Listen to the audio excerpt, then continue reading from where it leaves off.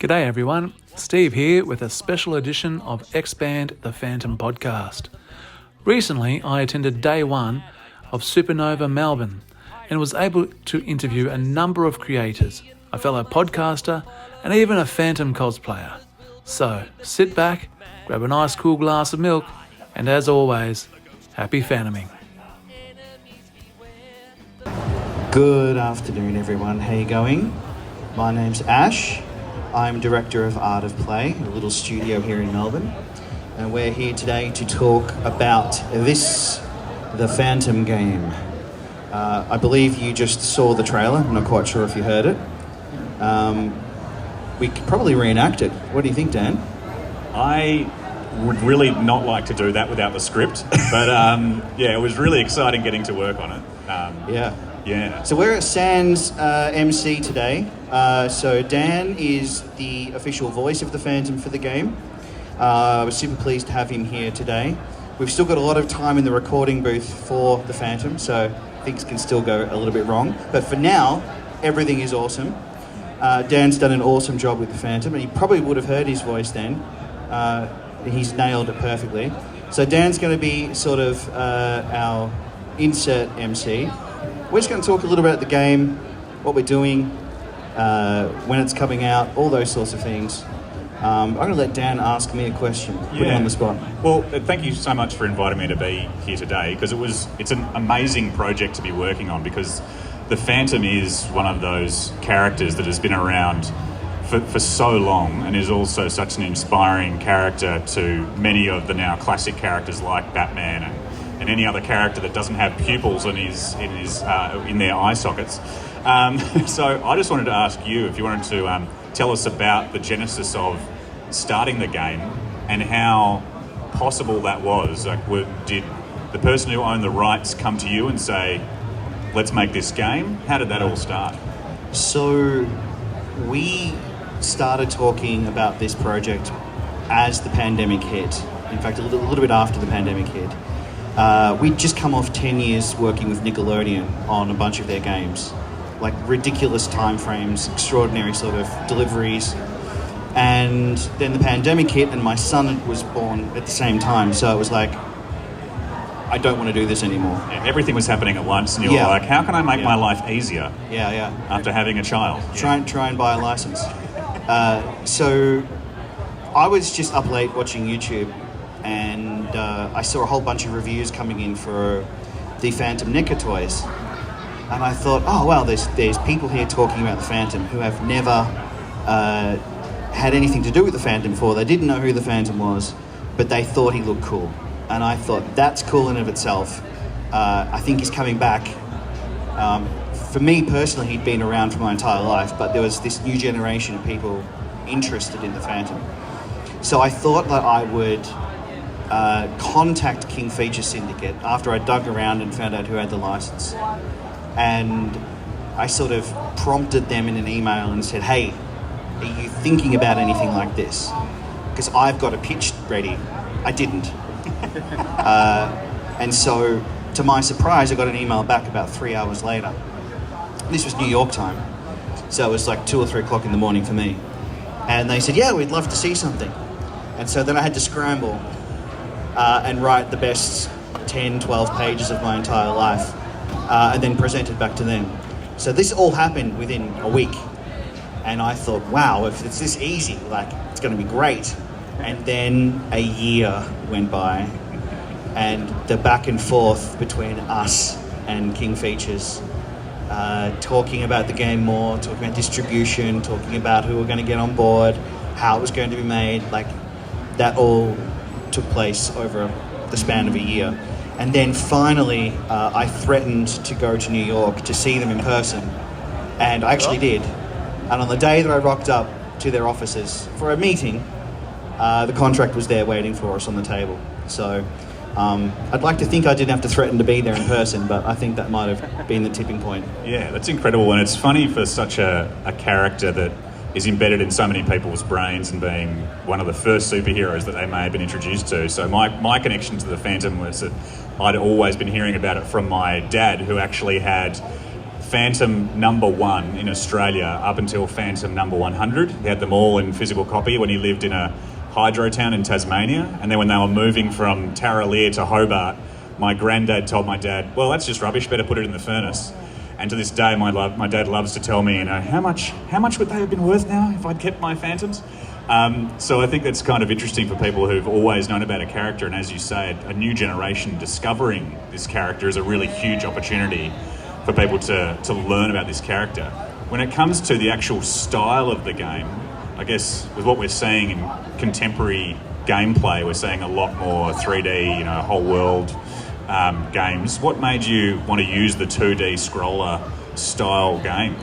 Look, partially because I'm insane, and mostly because there is a lot of untapped talent in the comic book industry that I think are kind of in a good position to transfer their skills into games.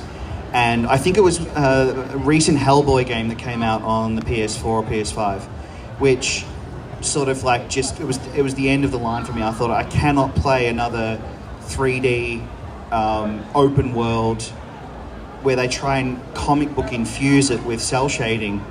I wanted to go hardcore traditional. I wanted to talk to the fans and the creators of the Phantom and all the illustrators and do something that felt organic, like you are transferring yourself from the comic to the game.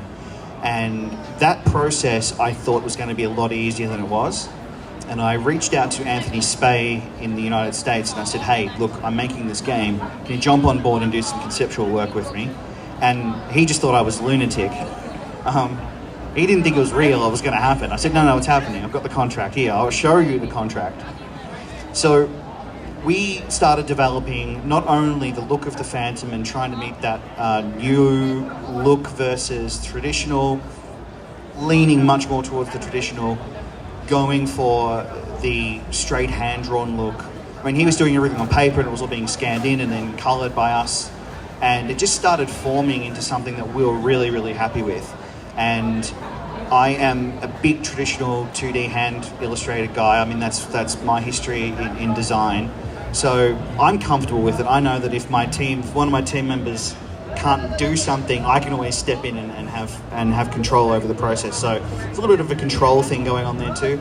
But in general, we wanted a look that would stand out from the rest of the comic book superhero games that are out there. I mean, nothing against the whole 3D scene and cell shading and all that sort of stuff. It has its place, but it's not unique for me and it's not a challenge.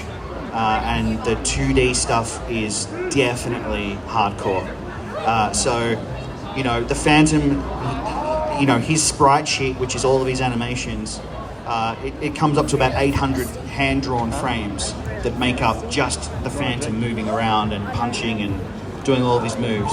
So that's 800 individual hand-drawn frames that have been scanned in, coloured, put into a sprite sheet, test animated, tweaked.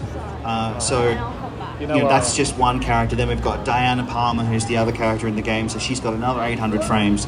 And then we've got 5 base enemies, then we've got another 6 enemies on top of that, then we've got bosses, and we've got environments. So before long, it just sort of expanded out into the abyss. But we've managed to tame it, and here we are now. Well, I think that's a really great point that I'd not really thought about, the idea of being able to jump into the comic as people would have read it. So this way we can actually get multiple generations really connecting with the comic in various ways, where it's not overwhelming in that sort of 3D world, which might be a little bit too much information, and it can really feel like you're jumping into the comic that people might have read for years and years. And it's also one of these comics that's still being made. I didn't actually realise that it's still actually coming out in new editions. So it's this very well-loved comic. And look, we've been welcomed into the Phantom team, coming off a decade working with children's entertainment, stepping back into the comic world, going to Comic-Con last year and meeting a whole bunch of dedicated fans, coming here, going off to Sydney. We've got a whole bunch of different events lined up for the Phantom.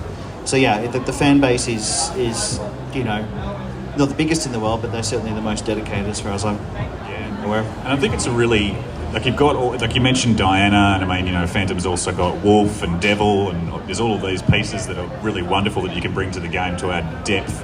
How was it building in all of these layers into this game? Because I think the games that I grew up playing were, Altered Beast, Sonic the Hedgehog, Mario, Metal Slug, those sorts of things, which had, some depth as you got a little bit further into the 90s and early 2000s. Yeah. This has got so many layers to it. How did you go about achieving that? I mean, you mentioned that you were trying to tame it, so I guess that's part of the complexity of this game. Yeah, well, when basically we're our own client in this. I mean, King Features are, they're happy to look at things and approve certain visual aspects, but a lot of the more complicated components of the game, we just decide what they're going to be and hope that they're going to work. But it's a contemporary side-scrolling beat-em-up. So when I say contemporary, I mean we're taking elements from modern games like Shredder's Revenge and Streets of Rage, but I'm also heavily influenced from the retro beat-em-ups.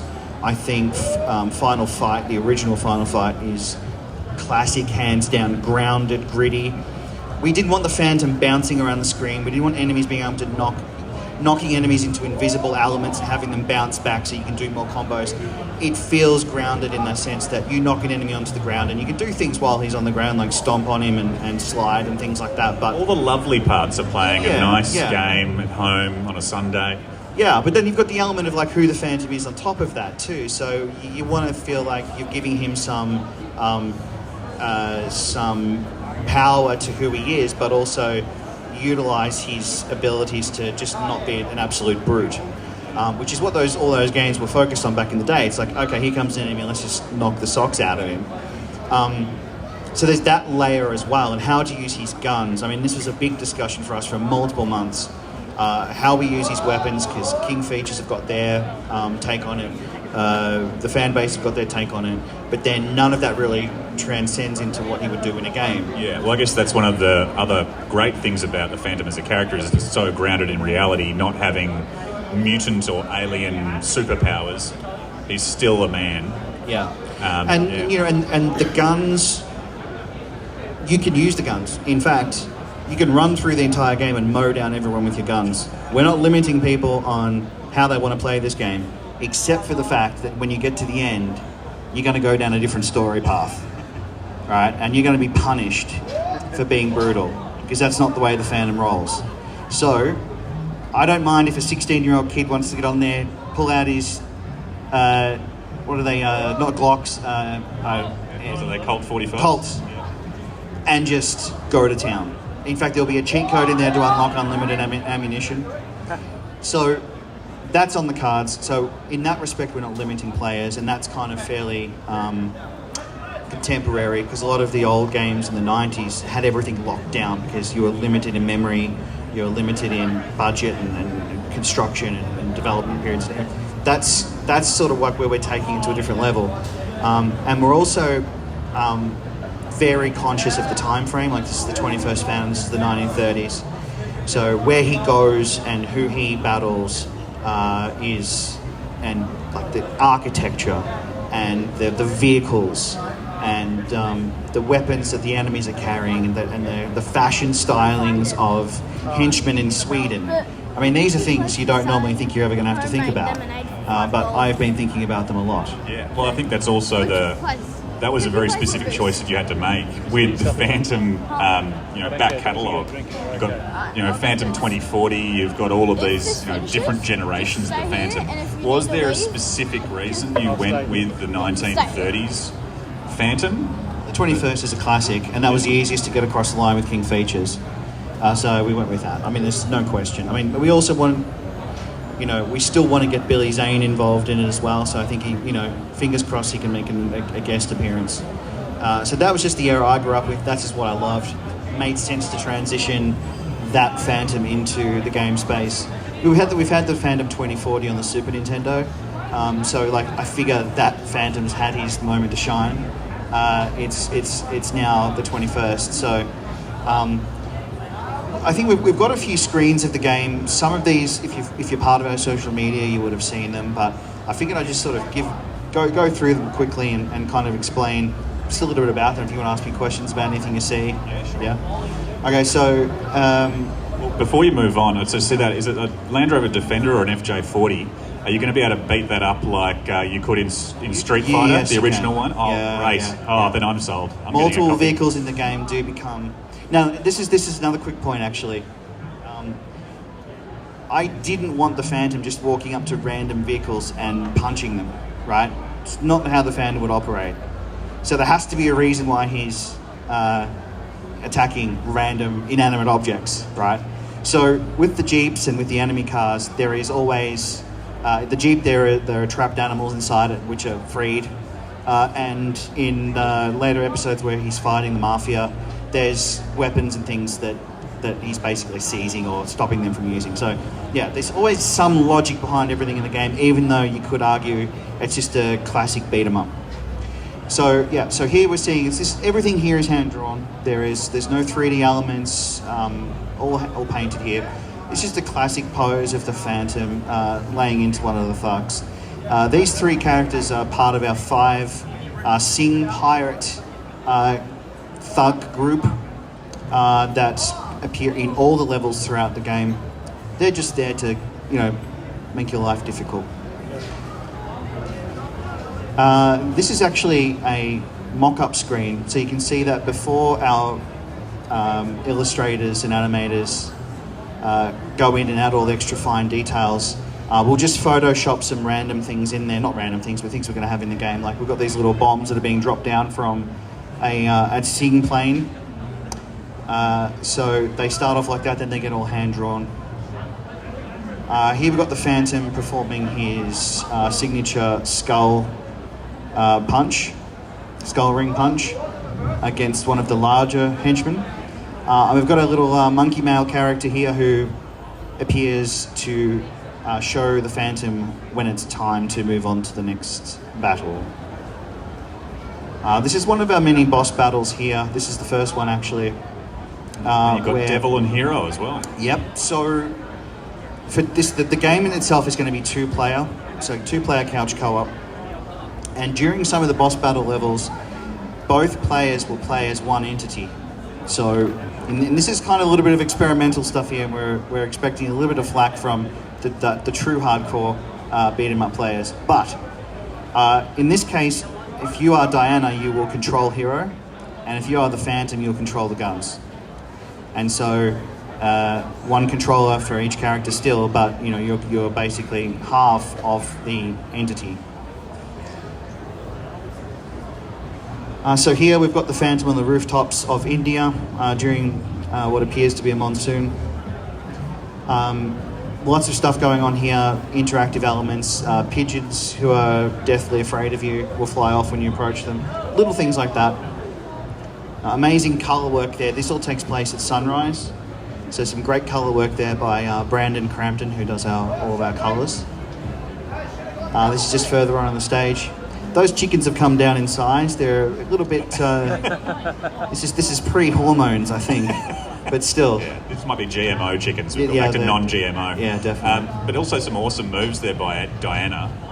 Yes, so Diana... Oh, that's a good point. The Phantom and Diana are very different in the way they attack. So the Phantom is a little bit heavier, more powerful. Diana is faster and can pull off more moves a lot quicker than the Phantom can. So we wanted to make sure they felt balanced, but also different. I mean, a lot of the classic female characters in the arcade games of the 90s were just sprite swaps of the male characters. And it just doesn't feel right. So that's another thing that we've kind of taken from the more... And during lockdown, both my wife and I were actually looking for co-op games like this, right, where we could both have a character that we would identify with. I thought you were going to say you were going to fight each other. No, we tried Prison Break and things like. We wanted to have games that we would work together in. Yeah. We had a moment during Prison Break where I was saying, I can see you're trying to turn right, but I need you to turn left. She's like, I'm turning that way. It's like, no, sorry. But this would be really great. I wonder how many divorces have happened from people trying to play video games together. And a little bit of zip lining, because zip lining is important in life.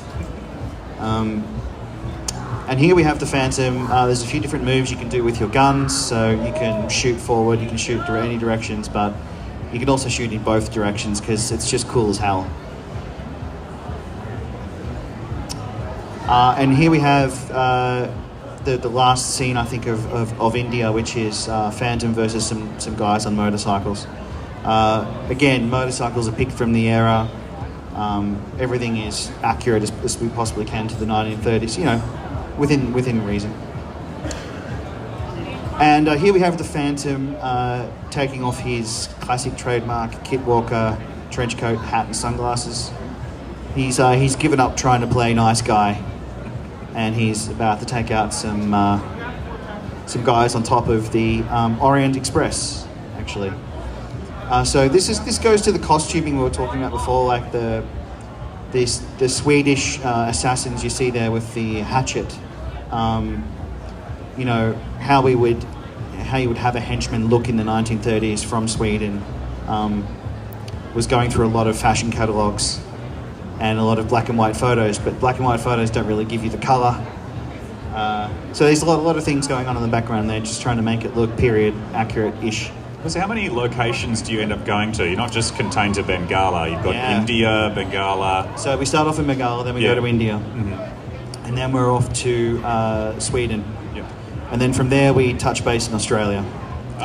And that's where the Phantom has we'll see soon on some of the screens here, has a bare knuckle brawl with a boxer on the rocks in Sydney. So I love that. That little interaction has become its own mini game as well. So if you don't want to play through the entire Phantom game, you just want to jump on and beat someone up for 10 minutes, there's a British boxer in a boxing ring in Sydney. That's so good. I mean, that's the reason why we all go to Sydney, isn't it? Yeah, people? Totally. That's the reason, I think. That's what King's Cross and the Rocks are known for. I think that's a really great point that you've put that in as a feature, because when you've got a long playing 2D scrolling kind of game and you find these fantastic characters that you love, you always want to be able to go back to them somehow.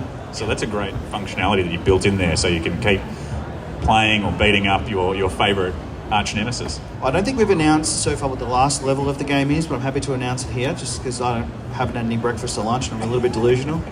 The last level takes place in New York City, and I'm not going to say who the arch villain is, but most hardcore fans will guess. So this is now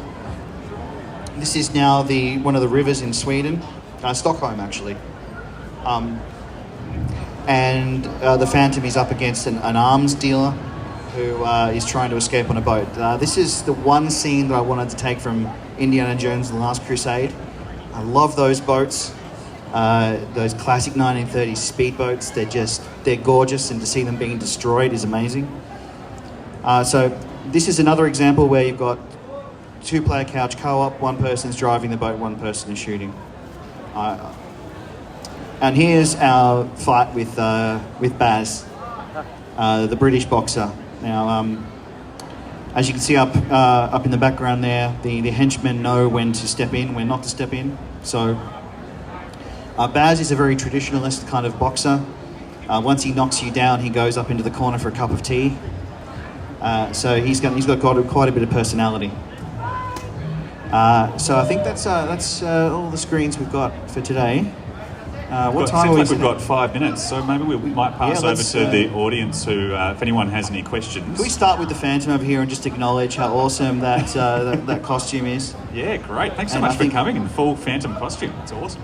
I think the only reason I really, truly want to lose weight is so I can slip into some purple spandex by the end of the year. Hi, I'm Warren. I was just wondering, what platform will this be on? Okay, so physical release will be Nintendo Switch and PlayStation 5. And then we're also planning on doing, early next year will be a Switch 2, depending on when that comes out and how quickly we can get a hold of the dev kits.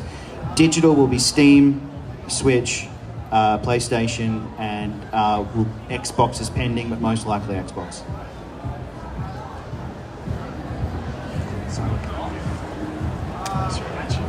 G'day, Michael here. Just wondering Michael. about the sound design of the game, and obviously it's come from the comic space, so a lot of it is in people's heads about what this kind of thing might actually sound like. What was the approach from the team for the sound design of the game, music and sound effects? Yeah, so music, we're partnering with Backlot Studios, who are a sound production company here in Australia, in Melbourne actually.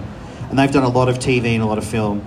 And the way we're going to approach it is a lot of classic early 19th century or early 1900s, sort of like when those action movies started coming onto the cinema. So a lot of like, I don't know, I suppose the easiest way to say, like a lot of Indiana Jones style stuff. A lot of flowing motifs based on the riff and the soundtrack that from the original Phantom movie as well has played a big part in what we were doing. A lot of strings, a lot of orchestral stuff. In fact, the orchestral stuff's going to form the base of it, and then we're just going to blend in a lot of instruments that are native to the particular area where the Phantom is, and just sort of play off those a little bit too. In terms of the sound effects, this is really interesting because it's been driving me bonkers. You have sound effects in your head that you want to achieve, especially with the punches. Like when the Phantom connects with the punch, you want that crunching sound, you want it to feel heavy. So we're going back to the original movie for that, in the 96 movie, but also a lot of the old, serials of the day too, to get some of the... It needs to feel contemporary, but I don't mind going a little bit hammy as well, And a lot of text bursts as well. I mean, we've got thack, in other words. I mean, we've written 50-odd phrases that are going to come up when the Phantom has his fists and kicks punching with, connecting with enemies. So, yeah.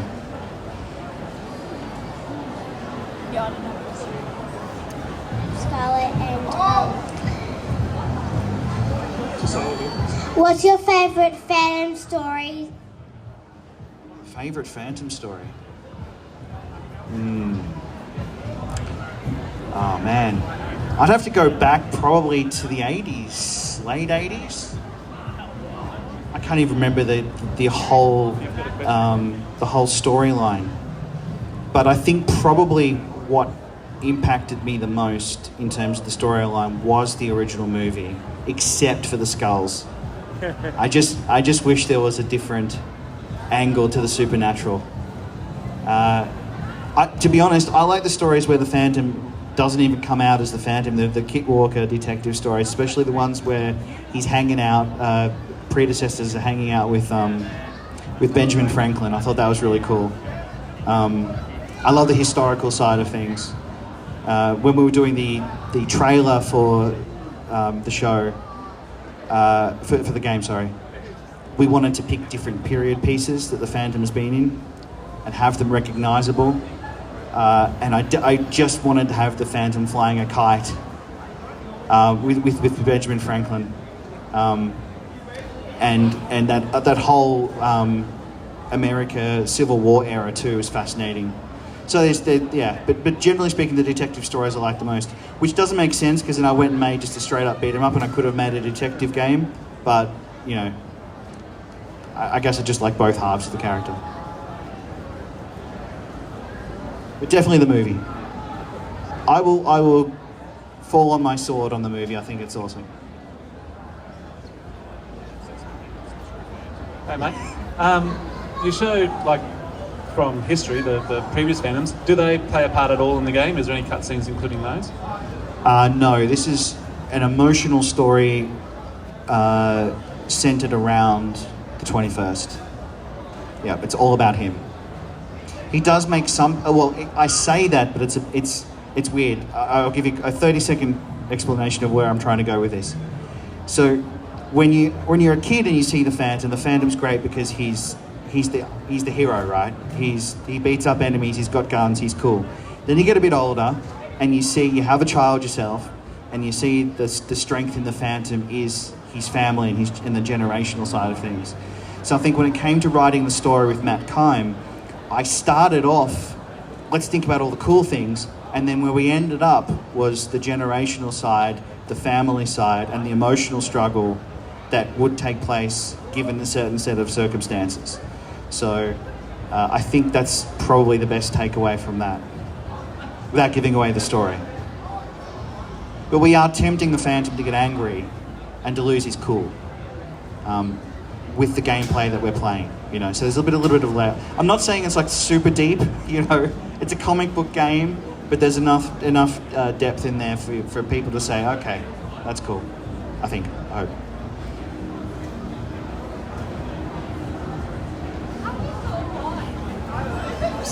This one's actually for Dan. Can we get a little bit of Phantom from you? I'm kind of awkward when I don't have the script in front of me, but I can tell you that when we were developing the voice, we talked about it quite a lot because of the deep history of the Phantom and the different generations of the actual Phantom character being handed down through the generations and being based on just at the end of the trailer I did say, where have you taken him? And that was where we had talked a bit about, the Kevin Conroy influence and trying to find a character where, when you've got quotes in the comics of the voice of Phantom freezes the blood of tigers, that's kind of a difficult brief to give a voiceover artist sometimes. You're like, wow, that's strong. That's really strong. So, we sort of talked about geography. Where would this character have come from? We know that the original character came from, a port town in England, and then we were like, would that have potentially been handed down? We know that he's now based in the fictional town of Bengala on Eastern Africa, so would that have been a bit of an influence? But then we also know that he met Diana at an American college. So we know that with 21 generations going down, and in being in the 1930s, we're like, he's probably still going to have kind of a contemporary American voice, but something that's a little bit influenced by Mid-Atlantic.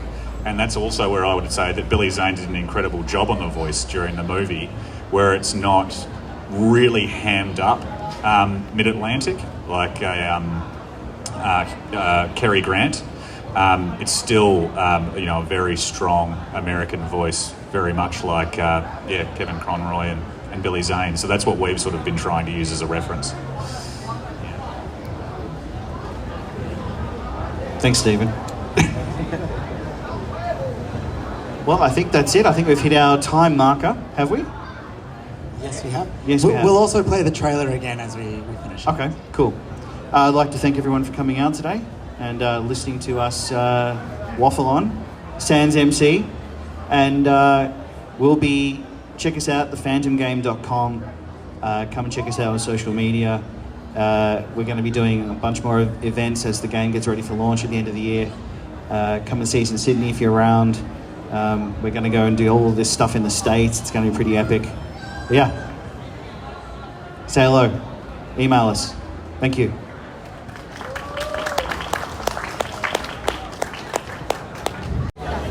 So here I am walking around Supanova Melbourne, and who would I run into but the Phantom himself?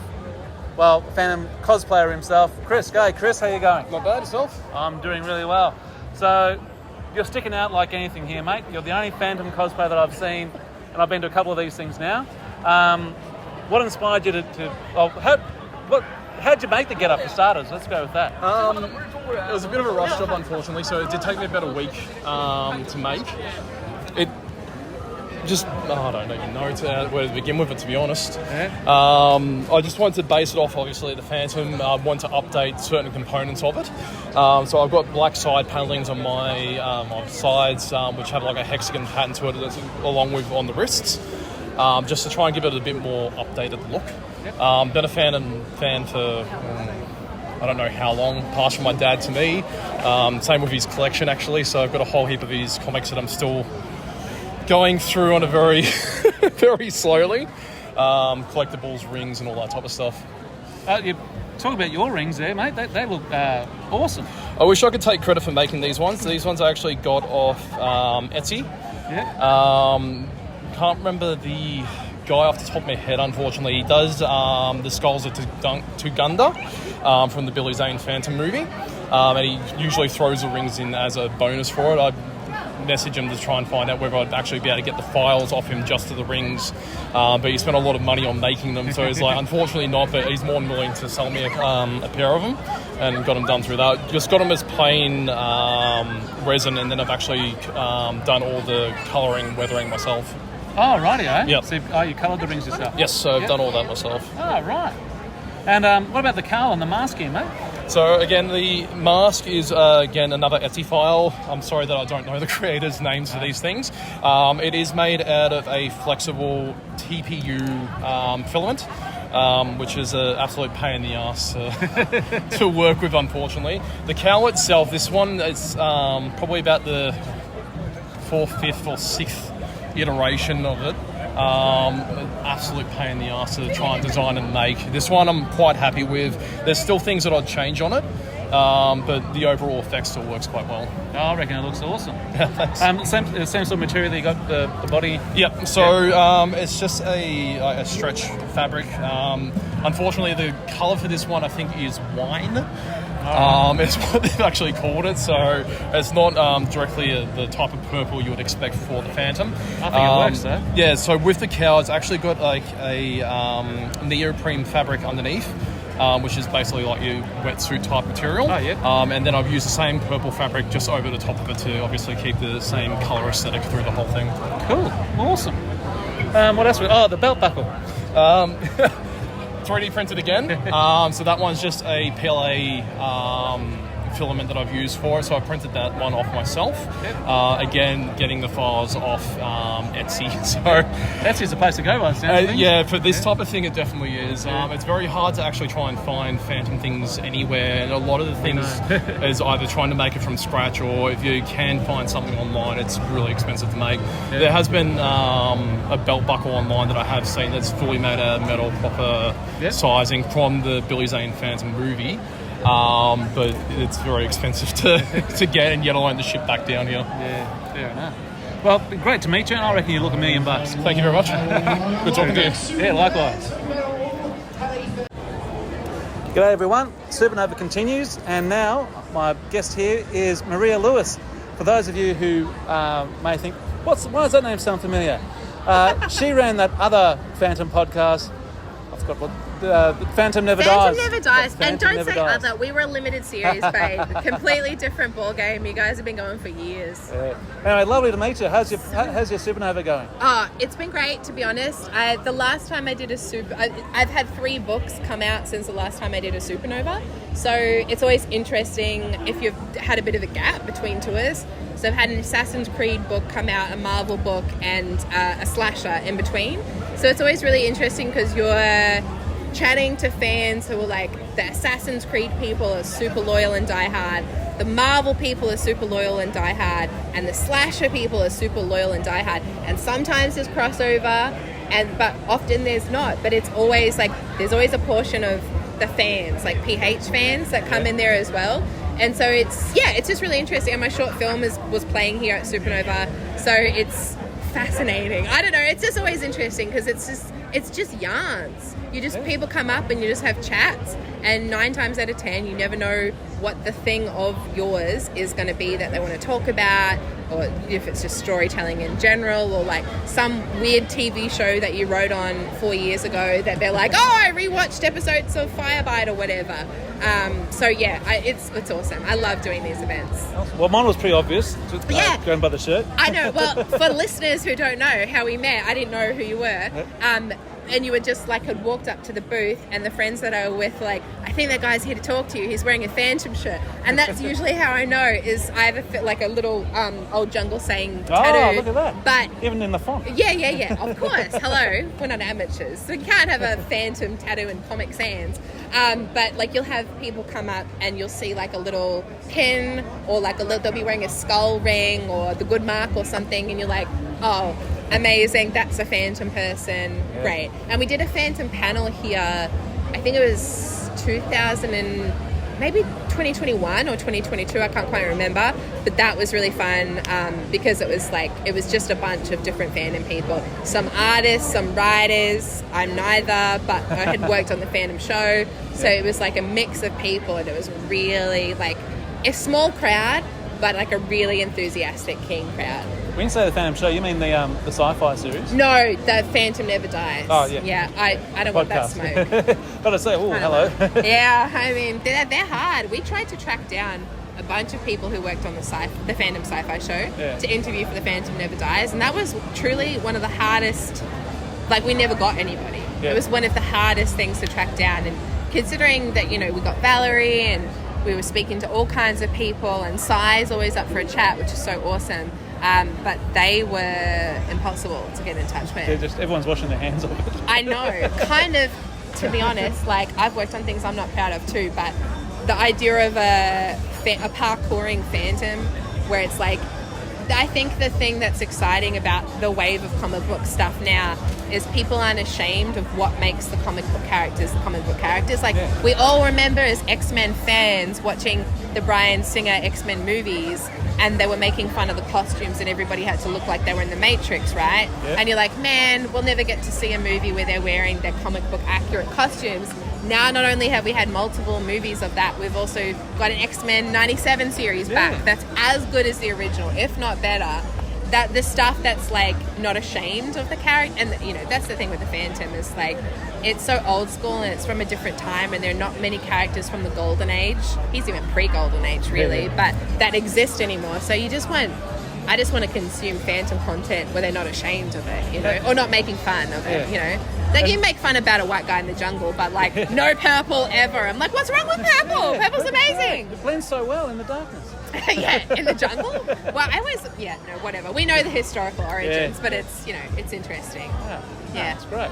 And that was something that, well, in the sci-fi series, you know, I'm not wearing that. And they really, and I think they've turned a lot of people off. Wasn't for me. I went to the Phantom exhibition up in Bundaberg, which, let me tell you, quite a drive. Yeah, I bet. Oh my God. You're based down here in Melbourne? Yeah, I'm based in Melbourne, but I was in I do a lot of work out of Queensland, and so I had been in Brisbane working on a film, and I was like, you know, what's 5 hours? You know, like, I will never get to see this again. But one of the things that was so interesting is they had the Tom Tyler Phantom serial in there, and they had clipped it all, so it was playing back to back, and like, you know, every Phantom fan knows that you can watch that on YouTube, and people have made organised playlists so it runs back to back.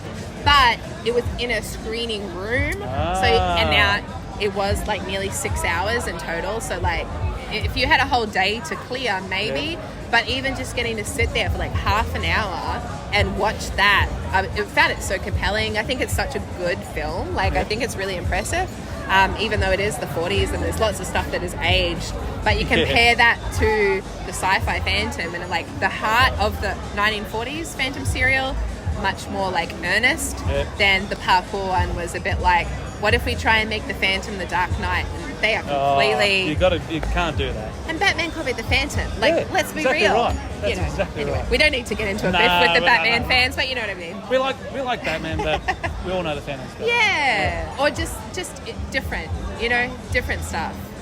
Another place where people might know you're from is, of course, from Hard Quiz. Oh my God! Yeah, wow, what a journey! And you had a couple of goes on there. Yeah, I did. Yeah, I know. When they invited me back for the second time, they're like, "Will you come back for Battle of the Duds?" And I was like, "But don't you have to be kicked out first?" That was the rule, and I was kicked out second. But whatever. Anyway, and they're like, "Yeah, but we're out of women." So I was like, "Need to reach the quota, do we?" Yeah, they're going to reach the quota, and I think also the Phantom being like a niche subject that is very like Australian focused and stuff like that. But I hear honestly some of the nicest people and the nicest fans, PH fans. Anytime I'm saying fans, just assume it's PH fans. Some of the nicest people that I hear from are usually always Hard Quiz people who are like, "Oh my God, you did the Phantom, blah blah blah." I didn't watch the second one. I watched the first one. The second one, I was like, I can't handle this. I'm just not going to watch it. I hope it's okay, but you know, I didn't want to embarrass Phantom fans and go out first. So that was kind of the goal. Was like, you know, if you get kicked out and you got all the questions right, that's one thing. But if I get kicked out first and I got all the questions wrong, then you can't leave that one down. And I just wanted to wear a cool outfit. Like, that sounds stupid, but you had yes. So the woman who made my earrings, she's a really talented Melbourne artist called Adenki Studio. No, I'm not wearing them now. These are just regular hoops, babe. But she's got a stall here, and so she made those Phantom earrings for me custom.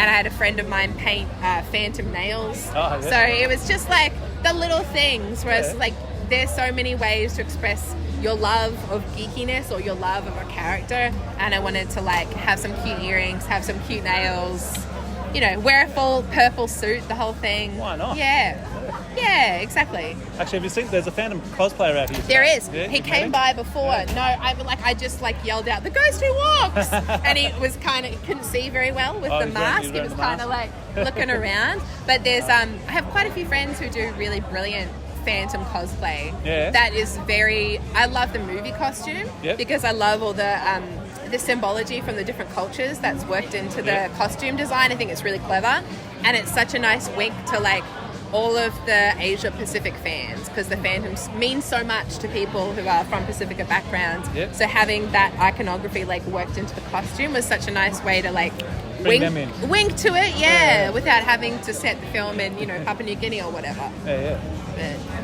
Very good. Yeah. Anyway, well, thank you for your time today. I hope you've been So enjoying nice it. to meet you after likewise. years of knowing who you guys are. Truly. I was just like, oh my God, wow, I can't believe this. I wish I wore a Phantom shirt now, to be honest. Next time. Yeah, I'll bust out we were just talking off mic about that's one of my best pieces of Phantom memorabilia is I have a crew shirt from the Phantom movie that I found on eBay and have worn once, I think, to take a photo in and do some voiceover, but I've just keep in my wardrobe as that's my safe one, my safe baby. I ended up paying less than you would think. It was like $75. We always say $20. Yeah. $20. Oh, everything's $20. Wink, $20. But, you know, I didn't. That's a 20-year-old shirt. The film was made in 1996. So I'm like, the fact this is even 30-year-old shirt now. Oh my God! Whoa. Okay. I had to say that to somebody else earlier. Actually, no, mate, that's 30 years. That makes me feel unwell and quite a little bit afraid of how time passes. Yeah, we get old. You wait until you're our age, and then you'll be like, yeah, last week when Teenage Mutant Ninja Turtles Mutant Mayhem came out, and someone will say to you it was 30 years ago, and you'll have a little cry in your heart. Because it will be so long ago. But yeah, thanks for having a chat. I love the show, and thank you. It's so great that there's a home for Phantom stuff ongoing. Yeah, you know. Well, we try to keep it going. Yeah, the international fans. People. Yeah, the international fans are so lovely. They're the French. Oh my goodness, I got to go on French TV talking about the Phantom. Did you really? Yeah, recently. It was, to be fair, it was to promote Assassin's Creed, because Ubisoft is a French company, and Assassin's Creed's like one of their babies. But they had all of these questions about the Phantom at the end of the interview that I was like, wow, that's interesting. I didn't, I know one of the guys we had on the show, is one of the biggest. He's one of the biggest Phantom collectors in the world, and he's, based in France. But I didn't think it had necessarily like such a big chokehold, and they've done lots of exhibitions of the shields and stuff over there. But they had all these questions for me at the end of the interview that were all about the Phantom. And then once I saw the broadcast, what they put to air was like the Phantom was the lead-in story, and I was just like, wow, interesting. It was about I was telling them about how the term serial killer came from the Phantom. So they were very interested in that. Yeah, so the guy who invented the term, I don't know, you're so young, I don't want to ruin your life. The guy who invented the term serial killer was trying to come up, Robert Resler, he was trying to come up with a name for killers who kill in sequence. And he was thinking about his favorite serial when he was a kid was the Phantom, and how you would have to keep returning every week to the story. And he's like, Phantom serial killer, boom, that's where the term comes from. Wow. I know, isn't that crazy? Accidental information.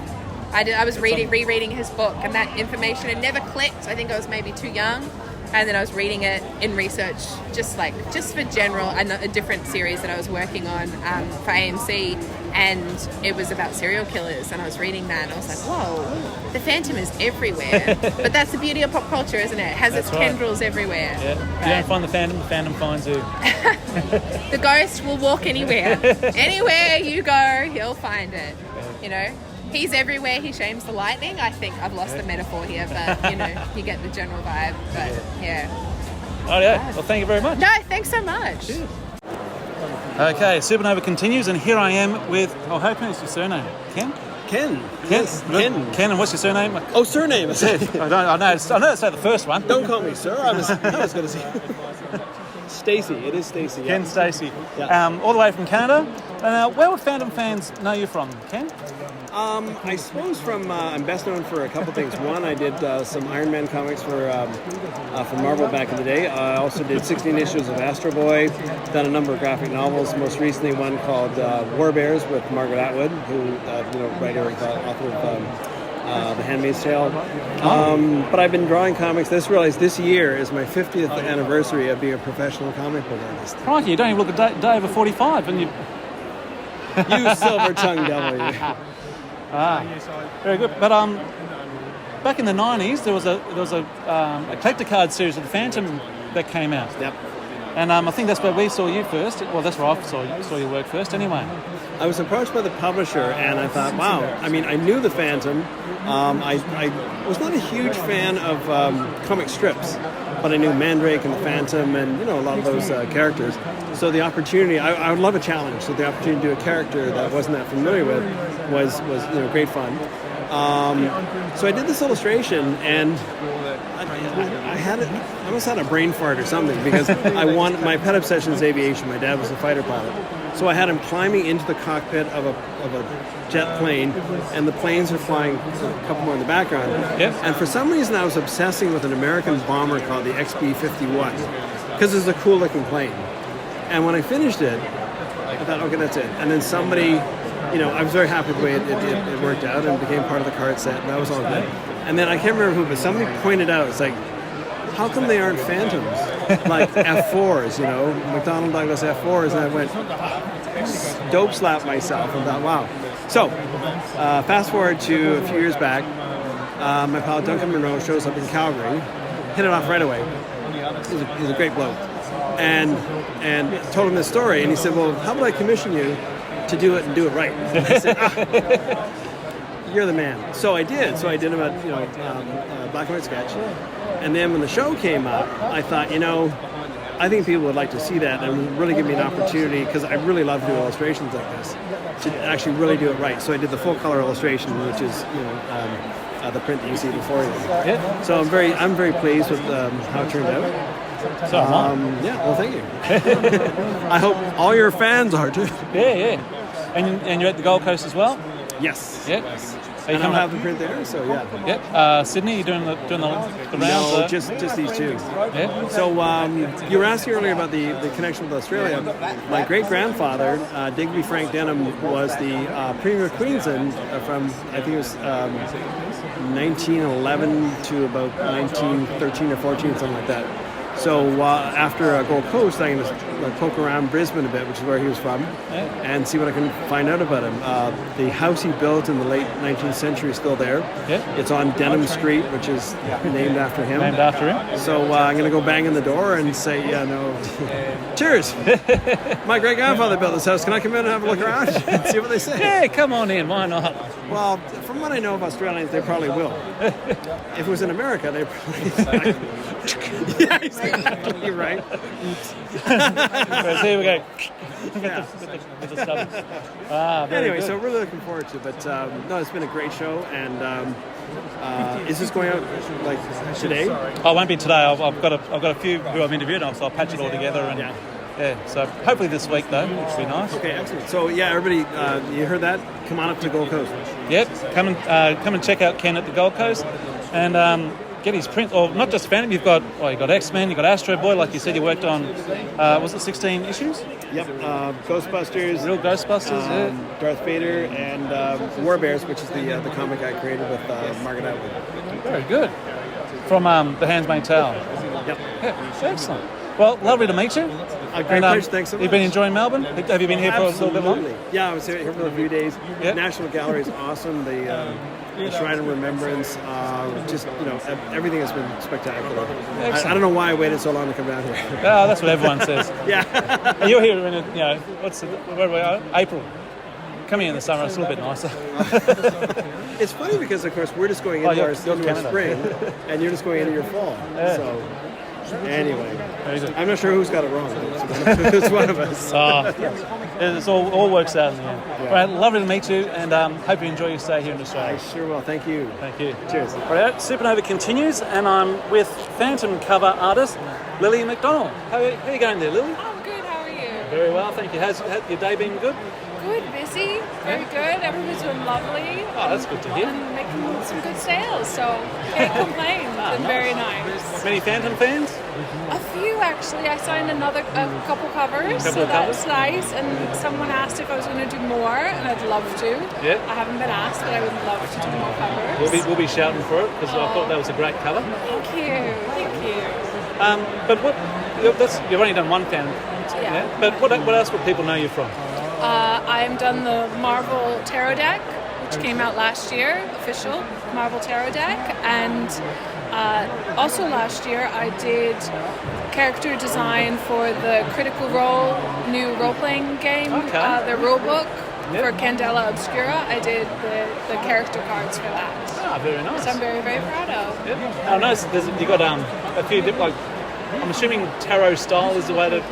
It's Art Nouveau, which is an art movement from about the 1900s, before Art Deco. So just before that, historically, it morphed into Art Deco, and I've loved that art style since I was a child, and it's influenced me a lot. So bringing together my love of like pop culture, comics, films, and I brought them together, and it's what I love to do.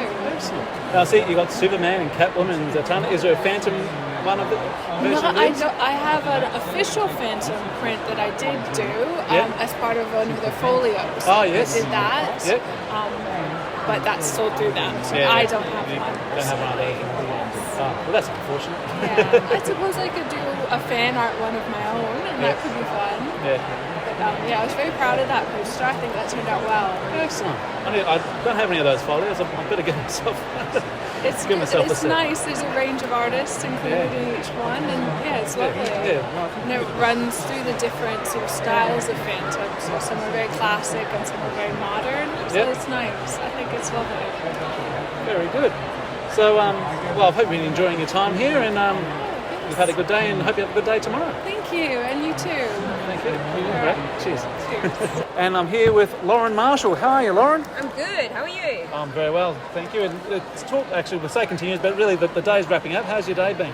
It's been good. There's a lot of more collectors here than typically compared to other shows, which is really nice. But sort of the first one back being a Phantom artist, so that's really refreshing to see that there's still a lot of collectors out there. Excellent. So a few fans have come by? Oh yeah, a few fans, and I've got a bit of work to do when I get home, which is nice. Picked up a couple of commissions then? Yeah. Oh, that's nice to hear. But been a good day for you? Yeah. So hopefully tomorrow continues on with the good amount of people that came through, and it's good feedback from all the Phantom stuff that I've done. So excellent. It's not just Phantom stuff. Look up there, and we've got. Is it Ratchet and Clank? And we've Ratchet, got Turtles and Spider-Man and everything. Mm-hmm. Excellent. Something for everybody. Hopefully. Everyone come down tomorrow and come say hi. Right, well, I hope you had a good day. Thank you. No worries. All right, Supanova wrap-up is continuing, even though they're trying to kick us out the door, but Alex Tripp is here packing up, so I've caught him just as he's packing up. How are you going there, Alex? Yeah, pretty well, man. Pretty well. Good to hear. Many fans coming by? I'd say about 20 to 30, roughly around there. Yeah, a few Phantom fans. Estimated number. Yeah. Enjoyed your day? Yeah, it was good. Yeah. Meeting Phantom fans, surprising how many of them pop up. It's great. Just when you think you got them all, another one I know, pop more hiding behind the woodwork. Yeah. You're a little bit disappointed you missed the Phantom game, but I was too busy over here. Yeah, well, I wanted to. Good problem to have. Yeah. But it was a good talk, and I've recorded it, so you can listen to it on the podcast. I'm definitely going to listen to it.